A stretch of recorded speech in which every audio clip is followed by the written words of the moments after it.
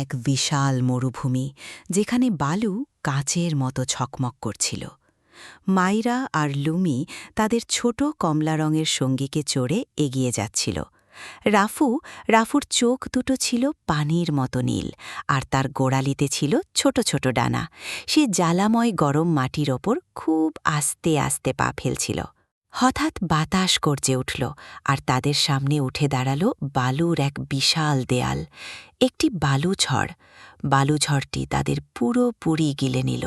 কিন্তু অরাজকতার বদলে তারা দেখতে পেল এক নরম আলোর আভা।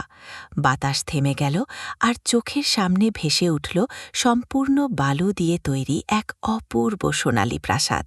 তারা সামনে এগিয়ে যেতেই প্রাসাদের দরজাগুলো গলে গিয়ে খুলে গেল, বদলে গেল এক বিশাল খিলানদার ফটকে। ভিতরে সবকিছু যেন জীবন্ত ছিল।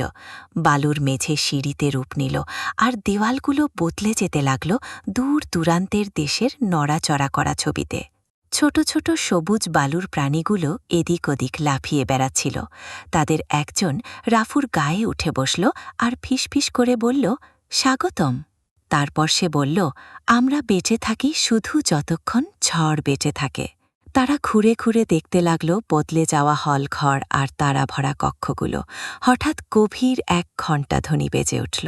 ঝড়ের শেষ সময় ঘনিয়ে এসেছিল। প্রাসাদটি গলে যেতে শুরু করল। ধীরে ধীরে সবকিছু ফিরে এলো শুধু এক সাধারণ বালুর ঢিবিতে। শেষ পর্যন্ত মাইরার হাতে রয়ে গেল শুধু এক ক্ষুদ্র সোনালি বালিকণা, ঝড়ের ভেতরে লুকিয়ে থাকা সেই প্রাসাদের উষ্ণ স্মৃতি হয়ে। যদি এমন আরও রোমাঞ্চকর গল্প শুনতে চাও, তাহলে আমাদের ইউটিউব চ্যানেলটি সাবস্ক্রাইব করতে আর ফেসবুকে ফলো করতে ভুলো না।